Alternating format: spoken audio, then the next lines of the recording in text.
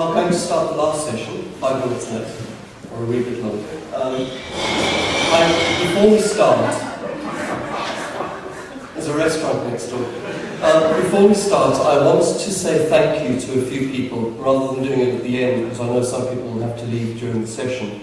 And once I've said thank you to a few people, there's also a special guest of honour who will say a few words before the keynotes, and Ernesto very briefly say something, and I'm going to be insistent that they speak very little so that other people in the audience have a chance to speak a little bit more than they perhaps have had the opportunity to do. But a few thank yous first of all. The first and perhaps the biggest thank you must go to Ian Sinclair. Conferences don't happen if academics organise them. Not that Ian isn't an academic, he is both. He is both, but I could not have done this by myself. And not only Ian, but also the people who've helped Ian, who've been at the conference, Patricia, Anthony, Tom, Andy, a variety of other people who at different times have helped make the conference possible. And I'd just like to say, to express our gratitude to them for everything they've done.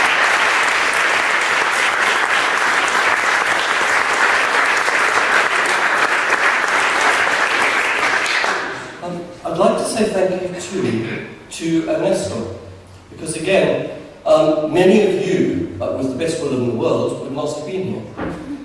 Had you not known that we'd be having a conference about Ernesto's work, but also with Ernesto, which gives us a unique opportunity to talk to him, to engage with him, and Ernesto's been extraordinarily generous, both with his time, but also with his engagement with the various papers over the course of 3 days. I'm completely and utterly shattered after 3 days, so I know how tiring it is. And I want to say, before we formally listen to Ernesto's concluding remarks for the conference, to say thank you for coming, thank you for the time, and thank you for everything else. Yeah, thank you.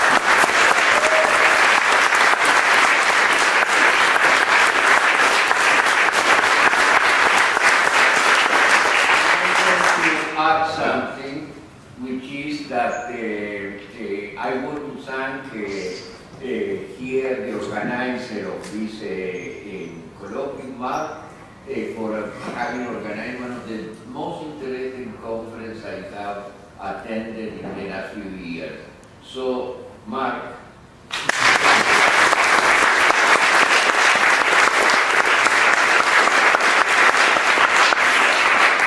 And there is a last thank you. I've said thank you to the university already and to Bob, so I'm not going to say it again, but I want to say thank you to all of you and to the keynotes as well, because Ernesto couldn't have a conference by himself.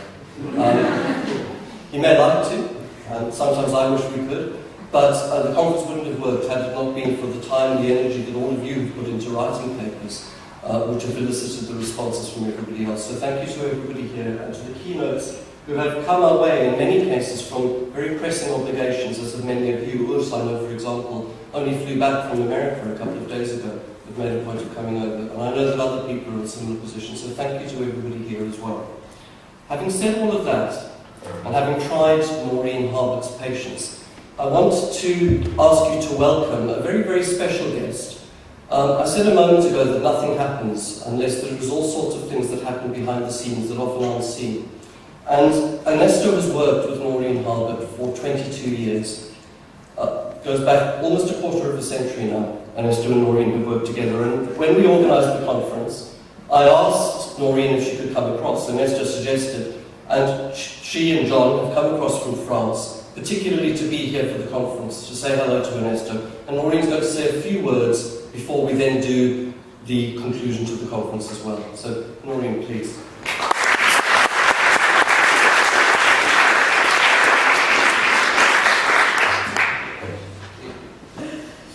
Hello. This is not something I'm used to doing, so I'll be brief. Mark asked me to say a few words about the past 22 years I've spent working for Ernesto. 22 years in a few words, that's not possible. I first met Ernesto and Simon Critchley at my interview for a job at the newly formed Centre for Theoretical Studies in the Humanities and Social Sciences at the University of Essex in 1990. That was my introduction to the world of academia. Having come from a commercial background, and it was quite a surprise. To begin with, on my first day, I discovered that he was away in America for 3 weeks, leaving me to twiddle my thumbs, and tried to figure out just what he did and what I was supposed to be doing. At the end of the first week, I came home and my husband asked me how the job was going. I said that I really couldn't make head or tail of it, to which he replied I should give it another couple of weeks and see how it goes, and if not, jack it in. And I can't believe that was over 22 years ago. After a while, Ernesto and I got into the routine of running the centre.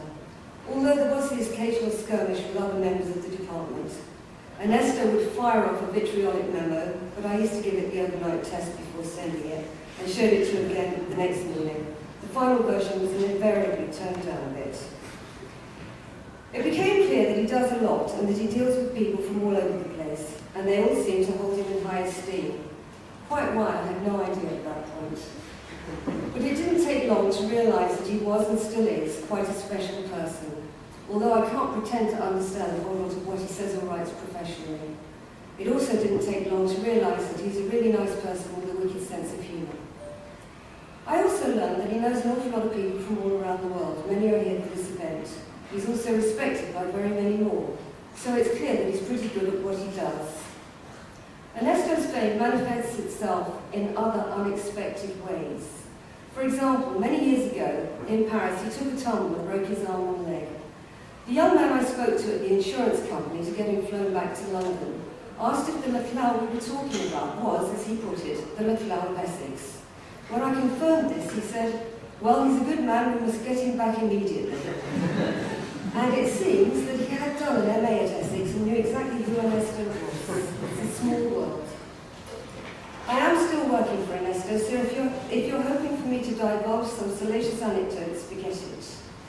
However, like most academics, he has his little foibles, such as timekeeping, for example. Deadlines are not one of his strong points, so I became pretty adept at the gentle art of reminding him. Whilst my French is okay and my Italian not bad, I've also had to learn to read Spanish, which I now do with considerable confidence. So it came as a bit of a shock on a recent visit to Spain to realise that I can barely string two words together. I've grown to realise that Ernesto is a great man in his field, albeit a foreign field to me. All I can say is that it is and has been an honour and a privilege to have worked with him for so long. To me, Ernesto is a great friend, and I hope that he stays that way for many years to come.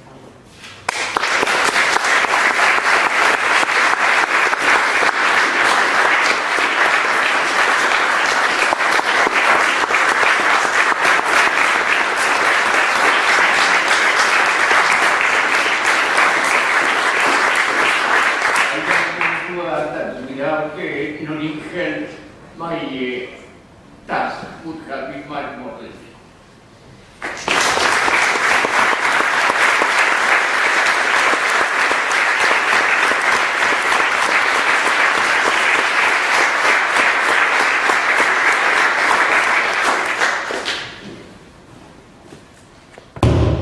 Thank you to Noreen especially for doing that, and to Ernesto. I think what we should do now is, rather than asking Ernesto to speak straight away, I'm going to ask the three keynotes if they could speak for a few minutes about what they picked up at the conference, the things that they thought were most interesting, and then we'll give Ernesto a chance to speak both about his experience of the conference and any other things he'd like to speak about, and then we'll open the floor to more general questions about what's happened in the past few days. And I'm just going to go across the table, so I'll begin with Elisa, if that's okay. Thank you. I would like also to join Noreen for making Ernesto what he is, what he was for us, a source of intellectual inspiration, also human inspiration, a great heart, I must say. And this is where what I would like to say it's not directly related to what was said here, but I think we were supposed to pass a message. And I think one of the messages we could pass is to take Ernesto as an example. An academic who was marked by a terrible political experience, but who managed to, by being involved in this experience, to theorize it and make it accessible to people who are not familiar with Argentina's political past.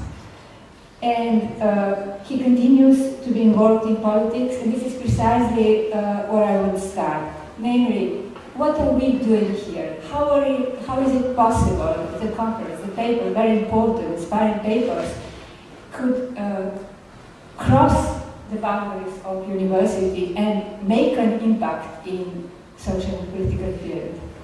I would remind people who are not familiar with Laclau that commenting on May 68, he said one of the things we have to bear in mind is that in the so-called free world, the word is, my speech is devaluated. So we were allowed to say whatever we want to say within the enclosure of university on the condition that this has no impact outside of the university. This is precisely what we would like to change. And I would like to make a parallel between two demonstrations, two types of demonstration. Demonstration in free world country, not only May 68, where there was a kind of a passage to the act, passage de l'acte, with students because realizing that their speech has no impact on the big other, were forced to throw covers at the police. So is it possible to invent a new speech act, an impossible speech act, that would prevent us to resorting to violence and nevertheless create some political subversion or disarticulation, opening up a space for something new to emerge. The second example of demonstration of the powerlessness of speech were demonstrated, massive demonstration against the war in Iraq. One has an impression that despite this massiveness, everybody in the end was happy with the result because protesters were happy to signal their disagreement with the policies put into practice by their government. But government was also happy about the result because it realized immediately that protesters are not going to persist in their protest, so that nothing in the end will change. And there are protests from Tiananmen to Arab Spring, and recently in Slovenia, where you have, well, Slovenia is not really typical, where you have repressive power.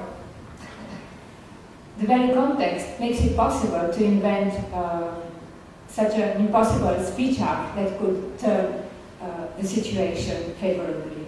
The problem, again, is, as the Arab Spring showed us, is what after this event. How are we to invent a new kind of political organization that would make it possible to turn this event into a more sustainable practice? Thank you.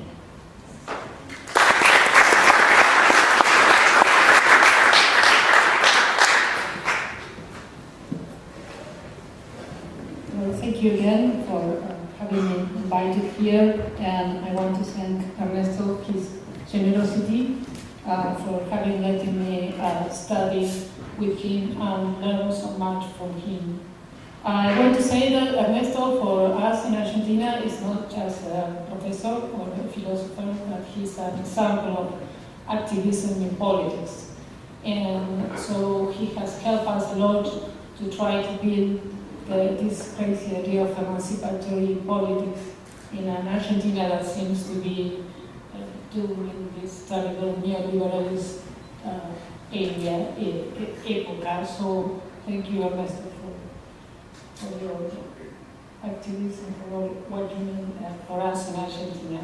And going back to what we were discussing during the 3 days, I would like to say just two things. First, I wonder, I don't know, I have a curiosity, because the majority of the papers are theoretical papers, right? The ones that were presented here. But some people, I see that work tried to make study cases from the perspective of Ernesto theory. And I think I tried to do that too as a study case of Kirchnerism. And one of the problems I find, or the most difficult aspect I find, is how to operationalize, it's a word in English, the Ernesto theory. And I would like to ask if maybe somebody has experience on this. What about methodology? Which would be a methodology to for this theory? Because it is a concrete problem we have, at least with this in Argentina. Political science is a space hegemonized by the traditional, speech of discourse of institutionalized political science. So it's very difficult to go through the evaluations and all this stuff, and they usually point the methodology as a problem.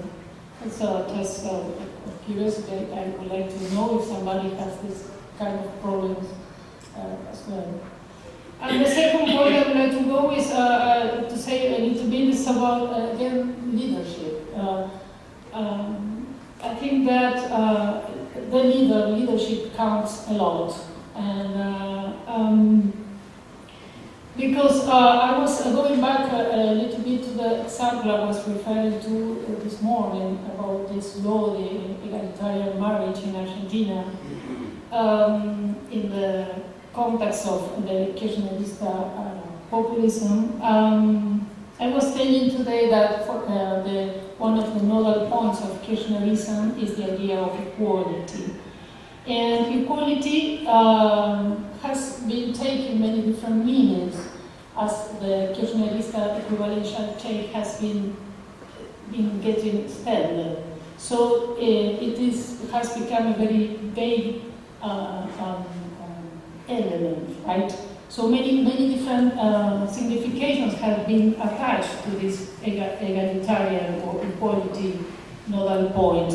So some people were identified with Kirchnerism because this equality in social fights, because of these fights for equality in the economic sphere. Some others in the political sphere, as for instance in the past of the anti-monopolistic law for the mass media.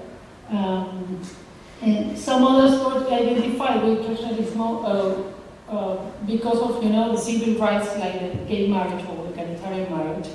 And at some point, there are people who were identified for certain meaning were not identified with another. So people opposing each other were all articulated in the same political identity as Kirchnerism is. And in this point is where leadership counts a lot, because it is leadership which orientates the general direction that this political articulation may take.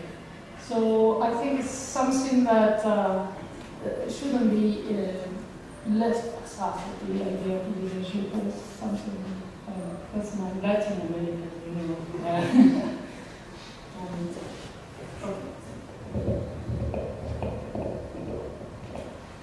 Okay.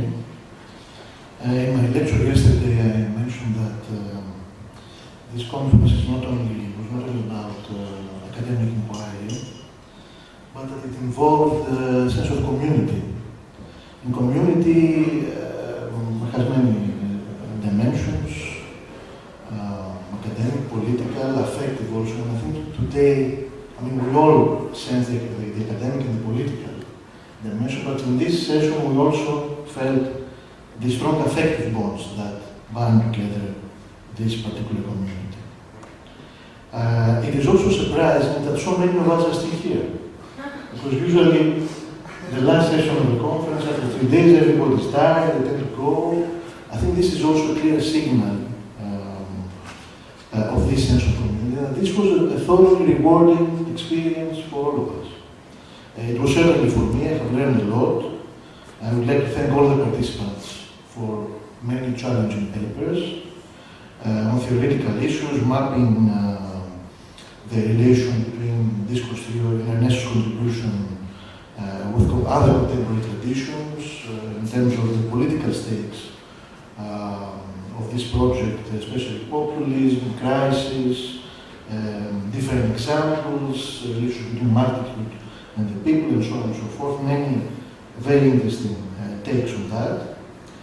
I think it also shows, this conference, that this approach, this tradition, this school, if you want, the Essex School, it certainly has a past, it has a present, it also has a future. And I'm not saying that only on the basis of the papers, the academic value of what happened here. I was expecting, I was very happy to meet many old friends, but I was also very excited to see all these new faces. And I think the majority were new faces, actually. This is something really encouraging and something I would like very much to highlight. I'm sure it will continue like that. We owe this to Ernesto's immense contribution to contemporary theory and political analysis. It has marked all of us, and I would like to thank him once more for that.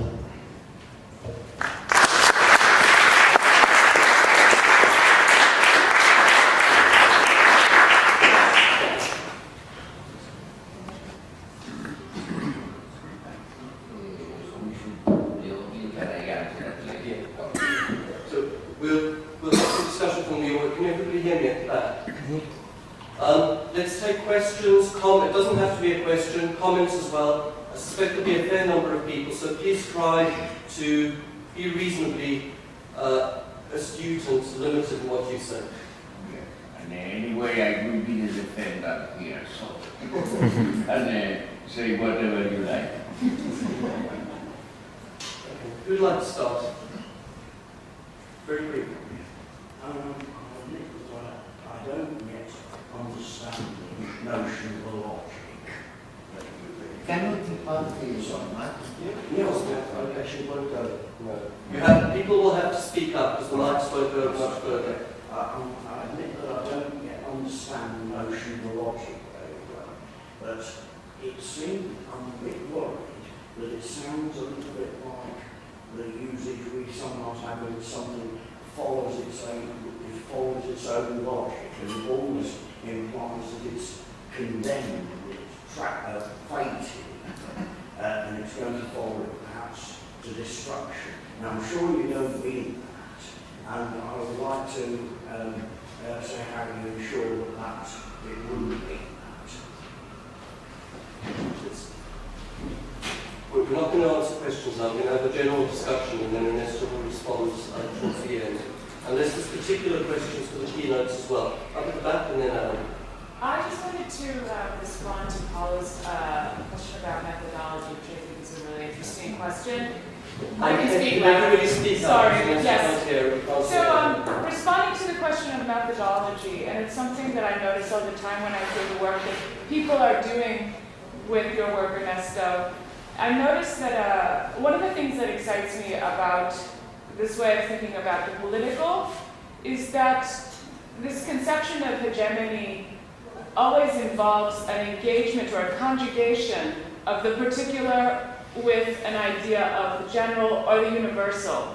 And in that sense, it stands in as a demand, a kind of lasting demand on our thought as theorists and as politically engaged people, as historians, as people living in the world, to articulate our theoretical projects and our ways of understanding generality to actual material things. And I always notice that I was just seeing two former students of yours who love you dearly and said their best somewhere else a few days ago, and they do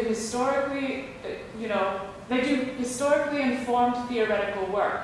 And I think one of the demands and the challenges of this way of thinking about the political, wherever you fit into it, is that it always places the demand upon you that you engage theory and material actuality at once. And I find that a constant challenge and a rare one to see. So methodologically, hegemony is a demand. You know, that theory of hegemony is a demand to never let either one of those things fall out of context. So for me, thank you. Yes, I'm going to make a point and then leave, so I apologise in advance. But I wanted to say something from the point of view of British-based, British political theories and the relationship to your work, because your work has been a very important part of the overall ecology of political thought in this country. But there is a problem which you'll be all too familiar with, which is that critical and radical political thought and your own thought within that is very disconnected, with marginalised by the mainstream of normative county political thought. And this has institutional effects, and many people here will be wanting jobs in universities and so forth, and may have challenges in relationship to in managing a relationship with that mainstream. So the question I really want to ask is, should we regard Oxford liberalism as just the antagonistic other? Or are there ways in which we can meaningfully establish some kind of conversation that makes clear to them what we're doing, but also perhaps enables us to articulate our arguments with some of the more mainstream concerns about justice and so forth? And thank you for your contributions to British political thought as well as world. Does anybody else want to make a contribution now? Yes. There are two people. Sorry, but yourself? Excuse me for my English very well. Speak up. Louder. Excuse me for my English very well. I'm worried to ask Ernesto about the possibility of use your theory for analyzing the national dimension of hegemony, like Robert Coates or Joanna Bill, and if you maybe thought about this possibility? Whether or not theories of hegemony can be used to study international. Yes, I hope my voice will be heard as well. First, I'd like to thank Mark for organising this conference and organising it in such a way that we've given two venues. Because we've been able to chat with somebody going from this place to the other, as well, and I can see the pole and have a little chat too. And to answer her question, I mean, it's an impossible question to answer. Like, how do you do methodology? Or then it's a question where you have kind of like multiple answers to give. But as I've been teaching ideology and discourse analysis in Helsinki now for 6-7 years, and some years I've had 4 courses to teach. This year I had 60 students who wanted to attend the course. I learned about discourse theory, also rhetoric, deconstruction, psychoanalysis in very, very short time. What I've learned is that when people are given tools to think with, they can think about not only research, but also of their lives. And of course, these tools are not just innocent tools that we would take out of the toolbox. And I feel that sometimes when I'm teaching them, and it is only a methodology course, that's what I'm allowed to teach. That's what they are kind of allowed to learn, although they do learn something more. And I have to limit things at them so that they will be going on to write the essays on theory, and that's what some of them really want to do. But that they apply, and this is a really bad notion as well, apply, try to think of some sort of phenomenon with these tools that these theories offer. And that would be then constituting methodology. Sometimes it's, like breaking the theory itself, where you are making this sort of distinction, but because you want to be communicating with these political scientists at some point, especially if you are an MA student wanting to defend your MA thesis, you do this sort of mistake. But I feel bad about it because I think other people might treat these concepts in a different way.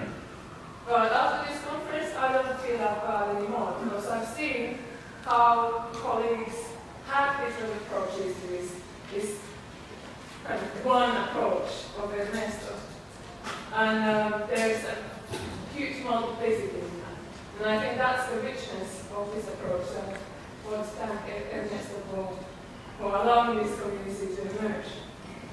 I think Ernesto's going to be more basic comments on this. I want you to be that you summarize, because I don't have my earaches and I have difficulty following. I'll have to remember everything. So, one issue has been around questions of methodology, methodological issues about the actual study of politics.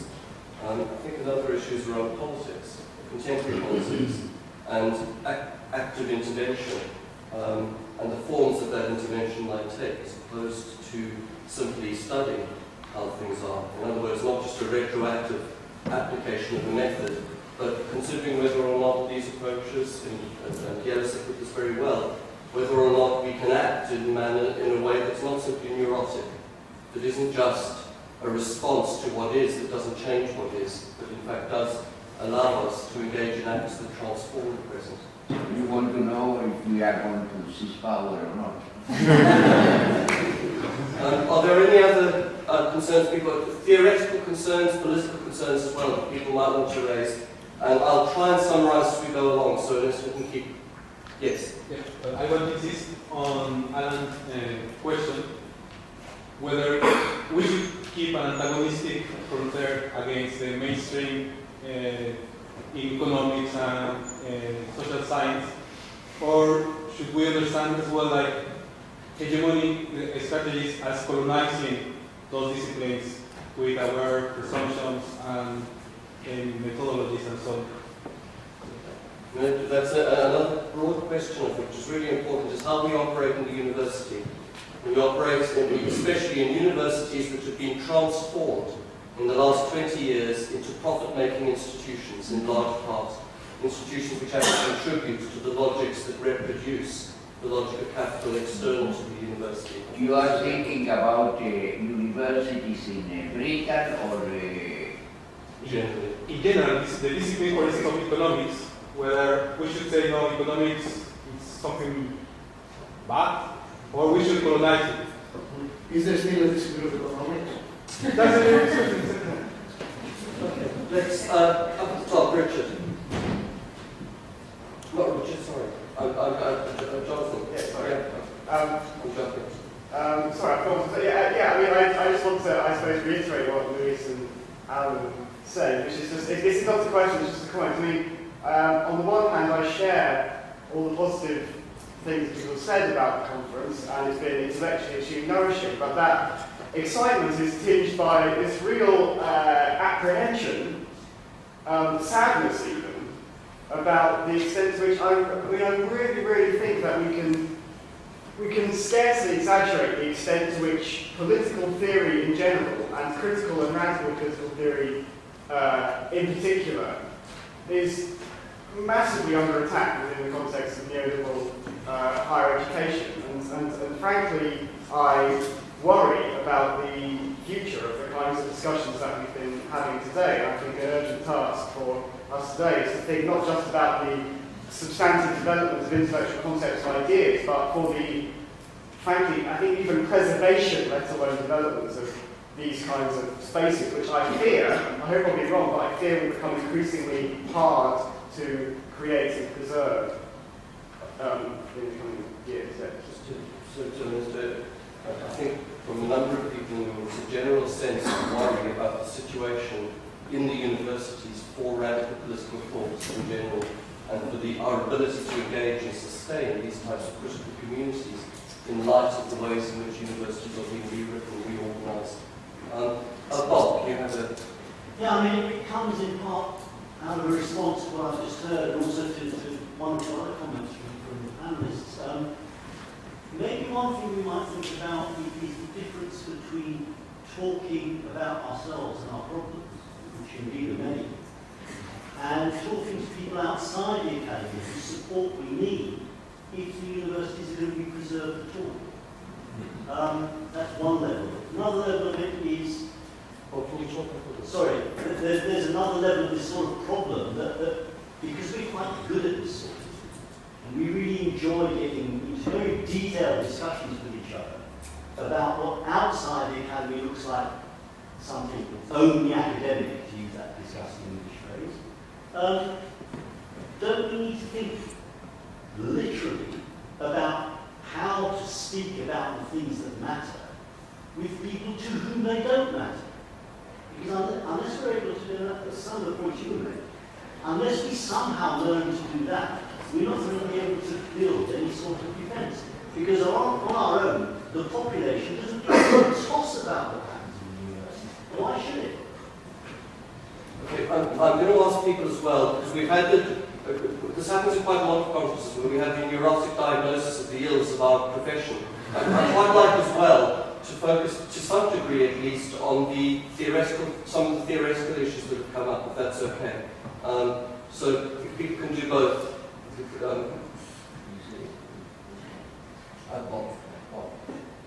Okay. So I'm probably now just silence or discussion. Yeah, my question is about engagement outside of the academy, but also into fields that don't use particular language by using discourse analysis. And it seems the language is able to be translated into more common idioms, and even journalists seem to do this. They talk about a politician linking two ideas. They talk about certain concepts coming together under the banner of what we would call mode of point. They might talk about somebody being heavily invested in something, and the split subject potentially, experts torn or in two minds. I wonder what you think is the value. Is there any value in trying to do this without work while having an underlying IDA theory? And if there is a limit where we must draw a line, that certain concepts seem to be troubling to translate outside of IDA, particularly in the public sphere, particularly to do with split subjectivity or the unacknowledged motives of some of our actions. Are there any other comments, questions?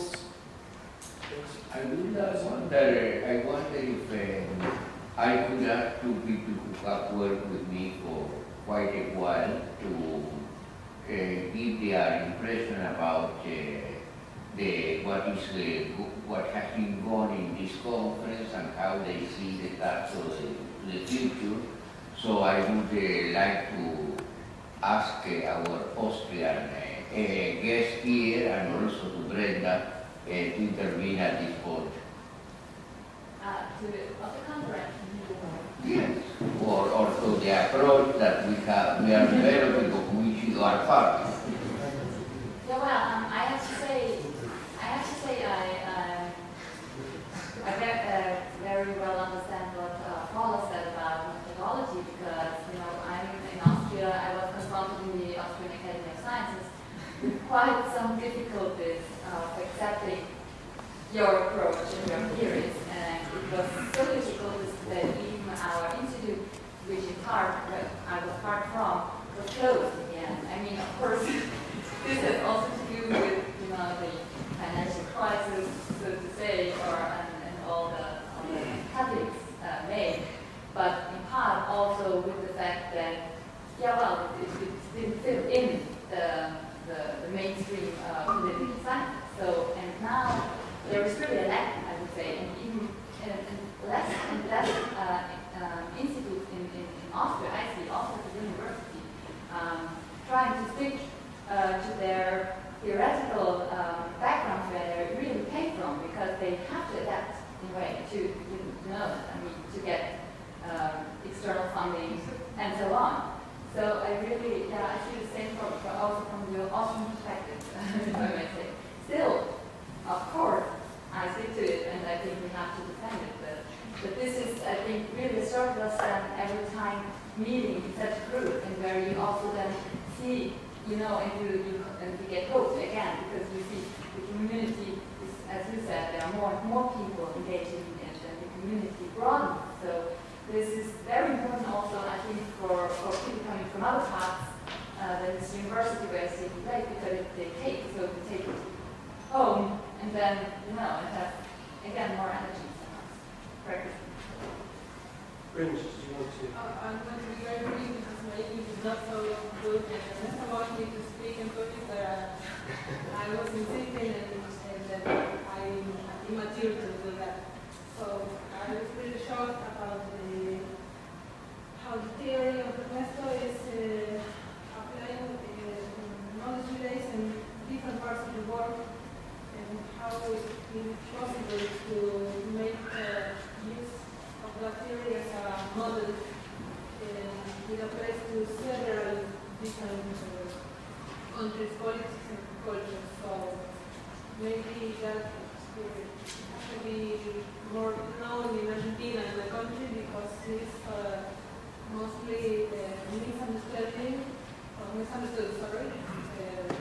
and there has bad readings about him when you look at the papers and all the things that people doesn't know how this work can apply all over the world and the societies.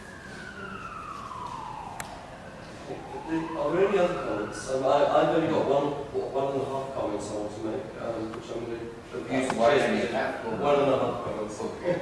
But there's a comment over here, and Daniel in a second, yes. Yes. Yes, I do want to take the chance to come back to the question of the fact, because it was picked up on by so many, not just me. So I think what you've been very clear about is that signification and the fact presuppose each other. I think that is very clear. What is not so clear to me yet is how we should relate the category of effect to the category of discourse, or with relation to discourse. And what you think now, because this discussion has now gone on for a number of years already, what you think what a theoretization of the fact can actually add to the theory of hegemony, especially in view of developments like Ernesto Laclau picked up on in his talk, of people saying that we needed to conceptualize a sort of non-hegemonic politics, which I don't think makes a lot of sense. But do you think that including the category of the fact can actually help? The category of?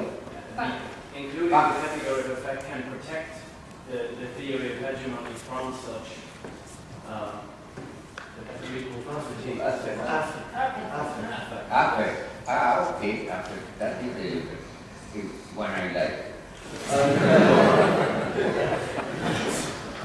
Yes, this is a comment and a question which may be naive to many of in the room, because I haven't worked with Ernesto's work before, so I'm a bit of an outsider. But the question is really, or I wonder whether these problems about methodology are actually internal to the nature of your work.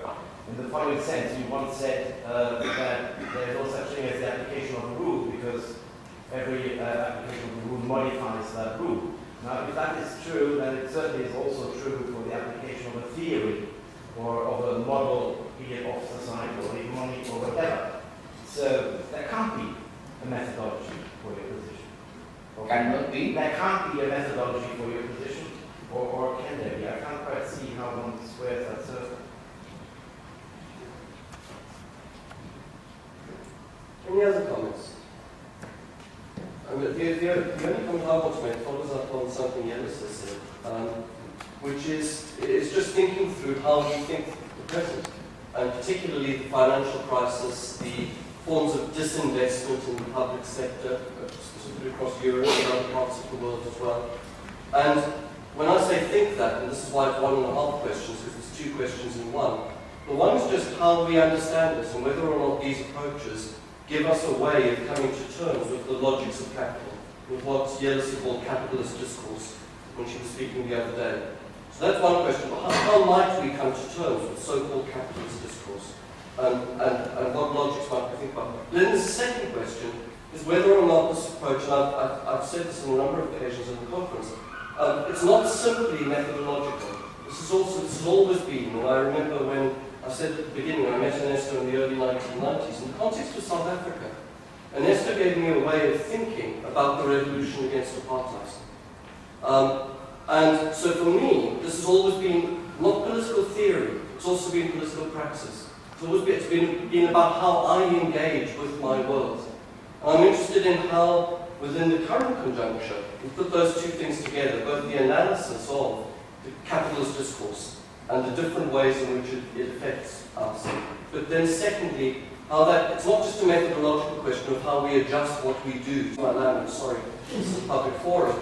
Not just how we adjust to them, I spend too much time doing that, but how we actually engage politically and transform what takes place and what goes on. And I know Ernesto can't answer those questions, but we haven't really at this conference addressed those issues.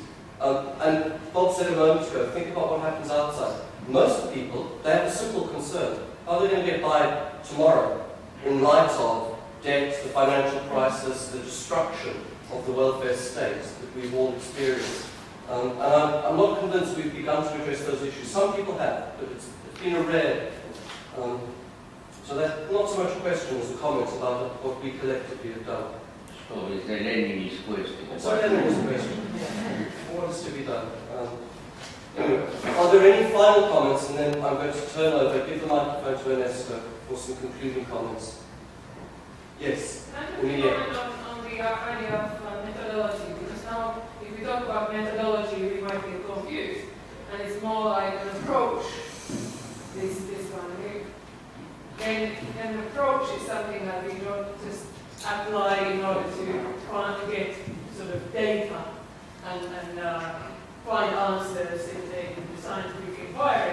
But an approach is also one where you think what you think with your life.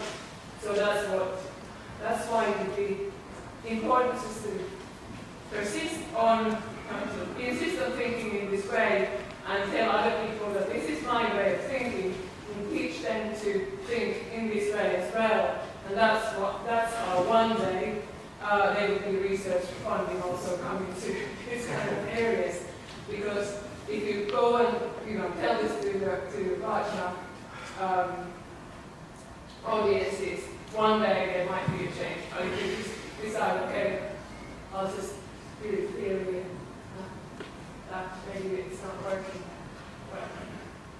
I'm going to turn over to Ernesto, if that's okay. Also, would you mind using the microphone so they can record you at the back when you speak into the microphone? The microphone. I use it. Yes. Okay. There are several issues which have been raised here. I am not going to answer in an individual way to the several issues, but try to find main subjects which underlie several of them. I want to start quoting the grandfather of Jack Kennedy, who said at his time that we are living in a changing and dangerous world. I think the world in which we are living is no more dangerous and changing than at his time, probably far more. And we have not ever developed an over-optimistic theory of politics. On the contrary, I was pessimistic at the moment in which was quite optimism in some of my colleagues. At the moment of the Arab Spring, to which Elisa has referred, there were all kinds of illusions. Alain Badiou published articles in Le Monde saying that this is the event which is going to transform the contemporary world. Antonio Negri wrote that this is the emergence of the multitude, so everybody tried to use the event as a proof of their own theory. I was not optimistic in that sense, and I think my relative pessimism proved to be far more realistic than the wild hopes that fed some of the intervention of my respected colleagues. I think that whenever a process of a drastic change takes place, what emerges is not some kind of radiant new subject. What emerges is a complicated situation in which many unpleasant things could happen. If you think the process of the French Revolution, the French Revolution started with as a wild hope in the modern world. 2 years later, it was a bloody episode in which factions liquidated each other and so on. What is happening today in the Arab world is not a radiant development. It's on the contrary a complicated process in which several articulations of different types are taking place. Now, the theory of hegemony is a theory about the complexity of this of the political articulation. I don't believe, for instance, like my friend Tony Negri, that all the movements tend to converge in some kind of unified act which is going to lead to what he called an absolute democracy.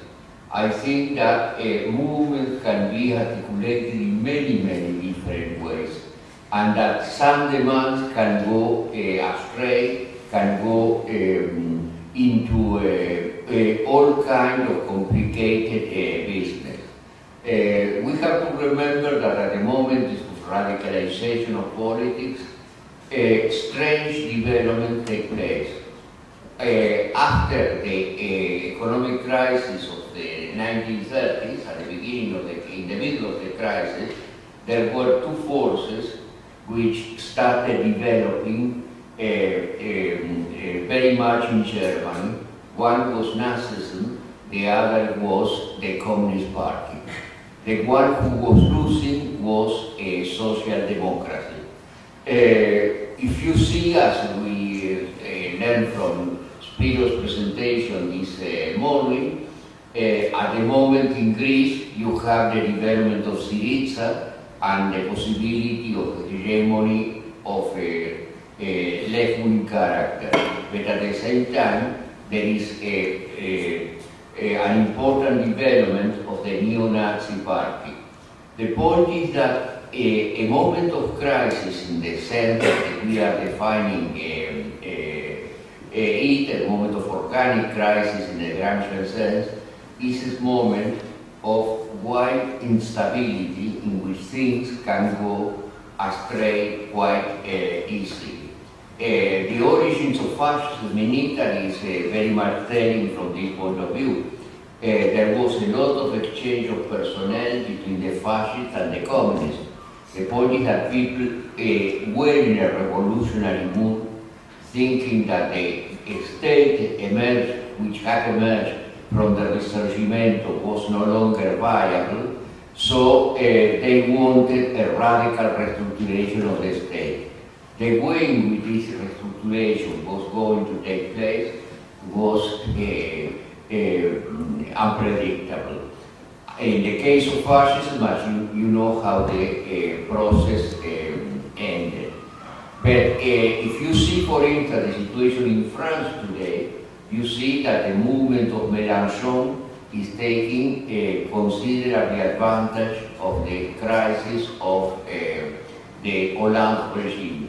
But on the other hand, Marine Le Pen is also developing quite a force of her own.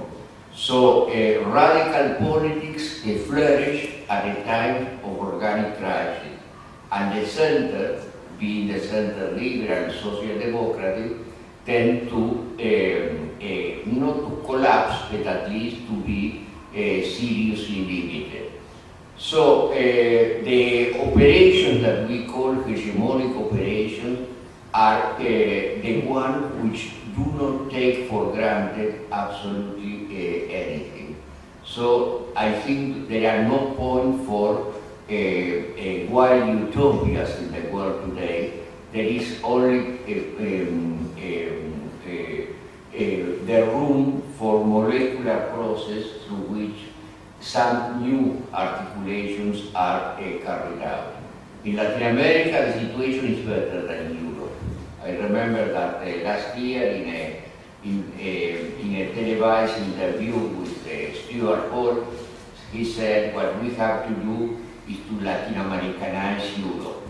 And I think I agree to some extent, because probably the formula in Latin America are far more successful from the point of view of democratic politics than anything which is going on in Europe at the moment. So there is no room for wild hope, but there is room for political action, militancy, and so on.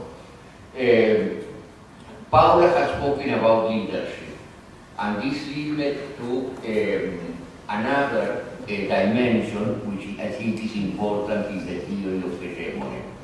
The question of the role of the relationship, which we have brought in several occasions in the course of this conference, between autonomy and hegemony. Hegemony is about transforming the structures of the state. Autonomy is about the development of new historical actors which enter into the political arena. These two dimensions have a relationship of tension between themselves. In no way there is no square circle by which pure autonomy or pure hegemony can prevail. If you think in the history of, for instance, of Italian politics, you have the moments of hegemony which totally dominated during the period of dominance of the Communist Party in the left, the Togliattian moment. On the other hand, then there was a reaction in the opposite direction with the autonomy, the emphasis on micropolitics became very much visible. I think that between these two dimensions, autonomy and hegemony, there is not going to be ever any kind of easy peace. There is only going to be a process of construction of a complicated equilibrium between both. I think that in terms of political analysis, this leads us to isolate the variables which in each situation have to be considered. Let's suppose a situation in Latin America like Venezuela. There was a right-wing military coup in 2002. This military coup failed because of the political mobilization of people. But at the same time, this political mobilization would have totally failed if the figure of Chavez was not there as a constructor of the state. So finally, the Venezuelan system has reached a balance of its own between these two dimensions. Now, in the case of Europe, I see that the main danger is that these two dimensions go entirely separated. You have today a social democratic, forces which are not entirely different from the liberal right-wing discourses. And the fact that people do not see very much difference between the two types of discourses creates a general rejection of politics. This creates the need for some kind of radical alternative, but it's not clear whether the radical alternative will come from the right or from the left. That is why, for instance, I see a movement like Syriza in Greece as a source of hope, because they try to establish an almost Latin American balance between the moment of hegemony and the moment of autonomy. If you want to have a massive, an example of a massive failure of the unilateralization of the moment of autonomy, you have only to think in what happened in 1968 in France. There was a massive mobilization at all levels of society. But in that situation, nobody thought politically. Nobody thought how this mobilization would be directed towards a transformation of the state.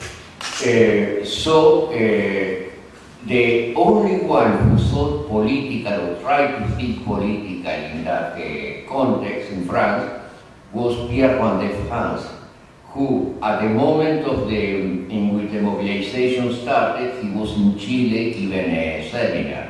So he immediately took a plane back to France, spoke on the television, and he said that he was prepared to lead a new government if he had the total support from the left.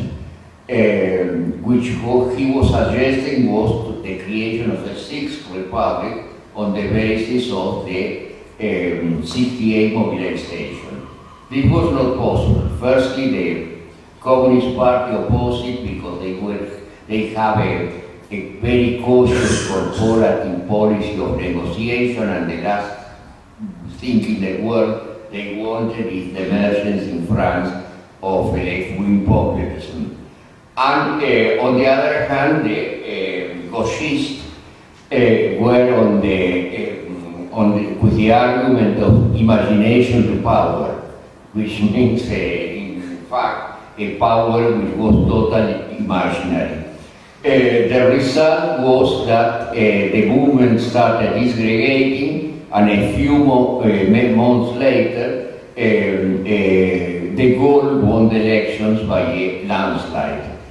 And it's not that people were particularly pro-Gaullist at the moment. 1 year later, Gaullist lost the election, he lost the referendum. The point is that when people don't see, is confronted with disorder of different kind, what they want to have is some kind of order. And the nature of the order which is going to emerge is a secondary matter. That is why some crises of this type, even embracing democratic demand, are resolved into some sort of fascist direction, and in other cases they can lead to a left-wing transformative politics. The point is about organic crisis and the theory of hegemony is that whatever direction the process is going to take is not clear at the beginning, which is a reason for a militant engagement. Now, concerning these issues, I go to the question of material actuality that was raised by Megan. I think all the effort of the theory of hegemony is not to try to present some kind of abstract model of society. It is, on the contrary, a theory about the nature of the investment, and investment are going always to be made in a concrete element. And so, what was materiality, as different from ideology in the classical Marxist vision, today tend to be a single level, which is exactly what we have called discourse. I remember an anecdote of my youth, in which was a time in which this was an extreme example of the separation between the two levels. We were demonstrating every week in Buenos Aires, and we ended always throwing stones to the police. At some point, the Student Federation wanted to have a big demonstration, and they wanted it to be absolutely peaceful. So they had divided us in groups of 60 with a marshal.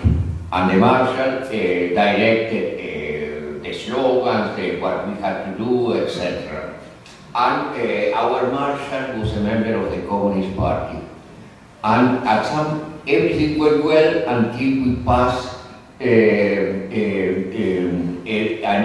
building in construction. And there were debris, a bit of bricks and so on. And there the temptation was too big. So the students started taking the debris and throwing them to the police. And the marshal wanted to stop us and said, comrades, stop this nonsense. This nonsense. There is no point in castigating the superstructure. Well, this is exactly a situation in which materiality and the discursive were totally separated in this kind of discourse. Everything that we have done is an attempt to put together the two levels. Now, concerning the question of liberalism that Alan has raised, well, Alan is no longer here. The liberalism is still very much here. The question is that liberalism and democracy are concepts which cannot be integrated into an organic whole. That is to say, I remember C.B. Macpherson writing an essay in which he said that at the beginning of the 19th century, in Europe, liberalism was a perfectly respectable term. It was a form of organization of the state which had existed in Britain throughout the 18th century, and in France at least since 1830 with the monarchie censitaire, while democracy was a pejorative term. It was like populism today, because it was considered the government of the mob, and Jacobinism and all that. And it took the whole complicated process of revolutions and reactions of the 19th century to create some kind of unstable equilibrium between the two categories, so that we speak about liberal democratic today as if it was a whole. In countries like the Latin American countries, this bridge was never established. We had liberalist states created in the second half of the 19th century, but they were clientelistic machine, totally non-responsible to the demand of the masses. This type of liberal state was divorced from democracy.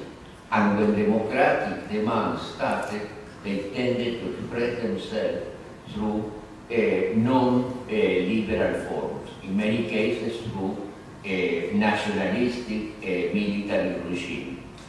This divorce has existed for a long time throughout most of the 19th or the 20th century in Latin America. And it's only now that some kind of new bridge is being established. But the democratic process in Latin America are going to be different from those of Europe.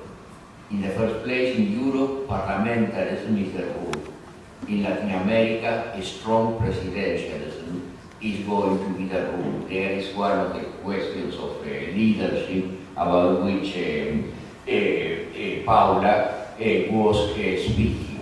Because in many cases, the masses which would not incorporate themselves to the system identify themselves with a leader.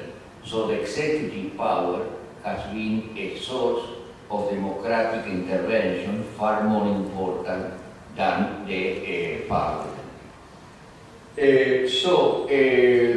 I don't think the antagonistic other can be used Alan term, expressed through liberal forms or through anti-liberal forms. But the question of democracy, for what I have said, I think lies elsewhere. Democratic forms are not linked to liberal theory in the classical sense. If we are going to have democratic regimes in the Arab world, they are going to adopt forms which are going to be far different from the European formula. There is a work by David Chakrabarty in which he speaks about the provincialization of the West, in which he tried to relativize the formula which had existed in Europe and tried to link this formula to the particular experience of the European people, which are different from the other people. Now, going to the question of militancy that at the universities that several people have raised. I think there are different levels of discourse. Gramsci understood this perfectly well. To create a discourse at the level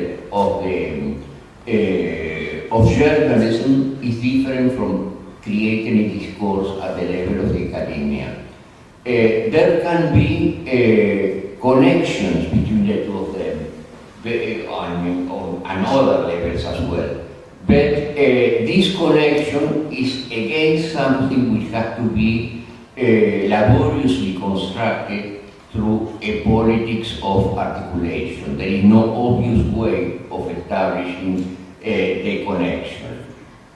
What is wrong, I think, is to think, well, because we are interested in politics, we should cease to speak about theory in the universities. There is a specificity of the academic discourse which is going to be necessarily theoretical. This specificity is not some kind of starting point from which later journalistic discourses are going to emerge. Journalism generates discourses through different points of appeal in different ways. And each discourse has its own specificity. Links can be established between one and the other, but there is no relation of natural causality between one and the other. Gramsci had distinguished between the traditional intellectual and the organic intellectual. And he said that the organic intellectual is anybody who, in our terminology today, would say is engaged in the practice of articulation. For instance, a union organizer can be an organic intellectual. A journalist can be an organic intellectual. As far as people are trying to create different words of meaning, these different words of meaning with their own autonomy and their own rules are going to exist. What can be done with the university today? I think I could not give a universal answer to that. If I gave a universal answer to that question, I would be begging the whole question. Because the role of universities in Britain is different from the role of the universities in Latin America. In Latin America today, we have a far more connection with the discourse of politics and the practice of politics than the one that existed when I was a student. That is to say, there is a movement between the political world and the university world, which I think is very positive for democratic activity.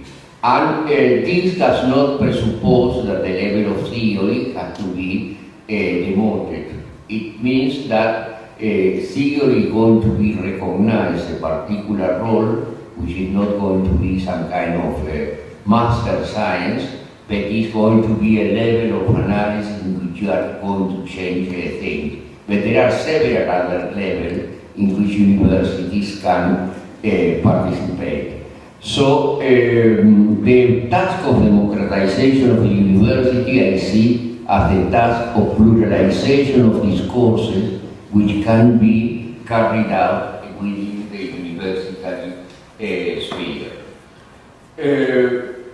Now, going to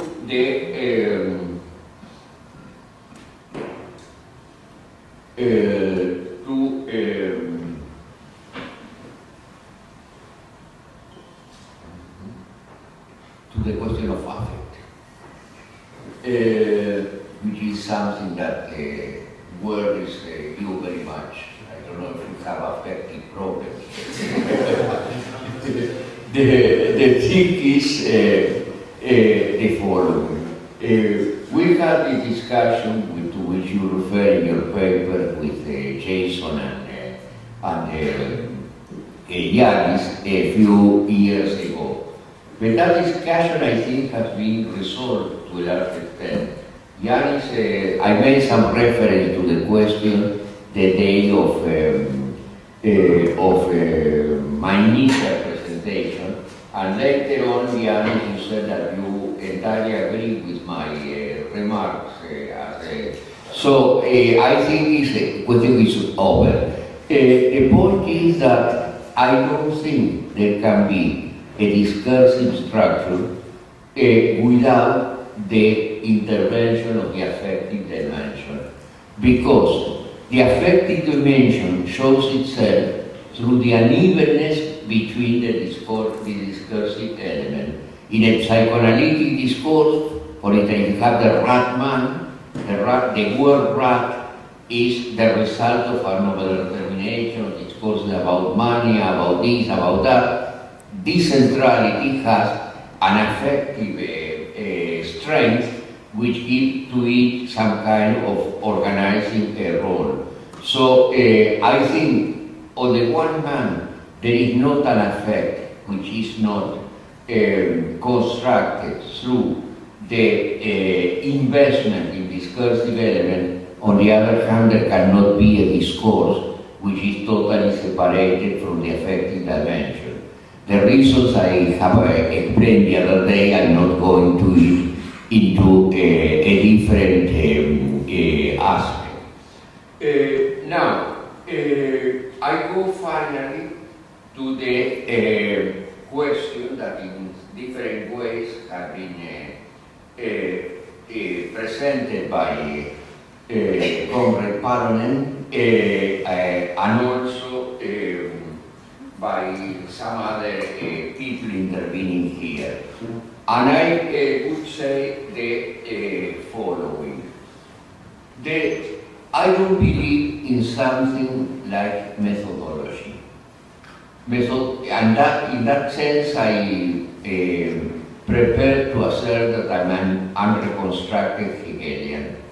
Because to say that there is something which is methodology, which is independent of the content to which the methodology is applied, is to make a mistake, is to make a hypothesis of the methodological moment.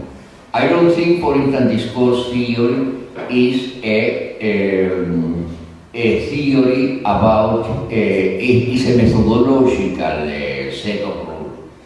There are a set of rules, but this methodology is created by the fact that a theoretical stand has been taken. And the theoretical stand has been taken because we are in the realm of discourse in which things and words interact, and where also discursive elements and affective dimensions are constitute a unity. So I think that any kind of theoretical stand constitutes what in a different discourse could be called methodology. The idea of a methodology separated from the content is a positivist idea, and that I think has been sent to the cemetery some time ago. So I don't think discourse theory is a methodological theory. And I don't think this theory is independent of the political stance that one is taking to them. It's a whole thing which is involved in that process. And then I'm going to in the same spirit, to the Leninist question of Marx.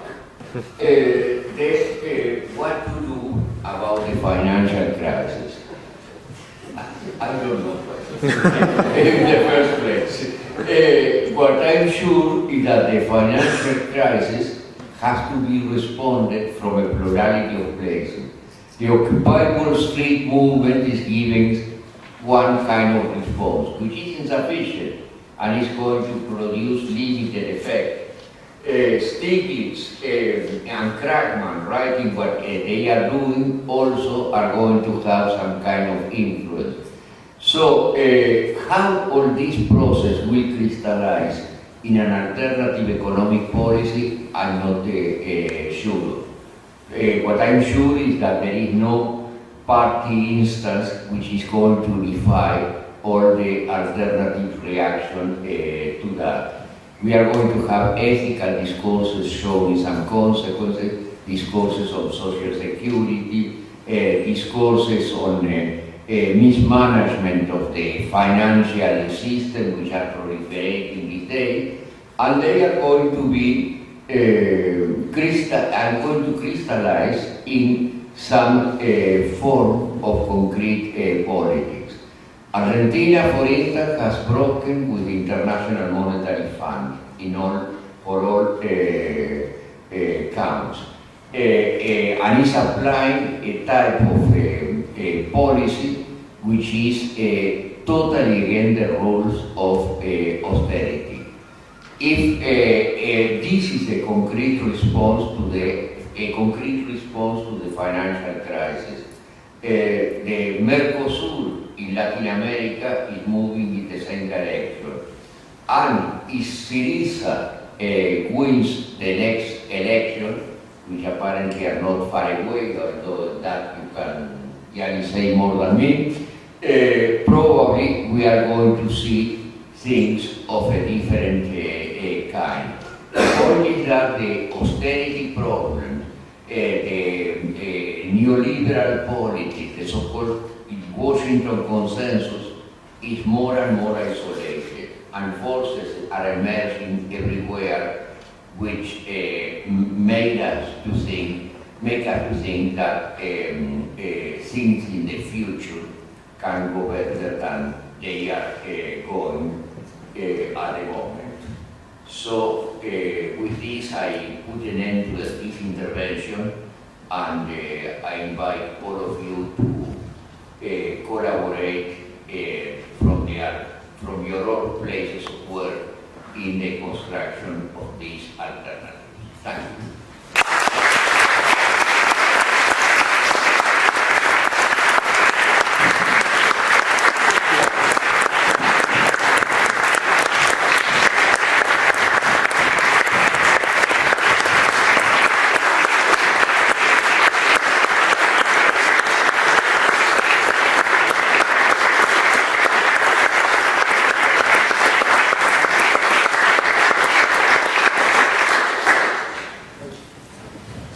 Thank you, it's over. We will, however, for those of you interested, go to the Fountainhead pub, which we've been in for the past few nights. Those of you who are staying on, there are lots of good establishments to eat food in Brighton. But for those of you who want to pint desperately, as do I, the pub is only around the corner.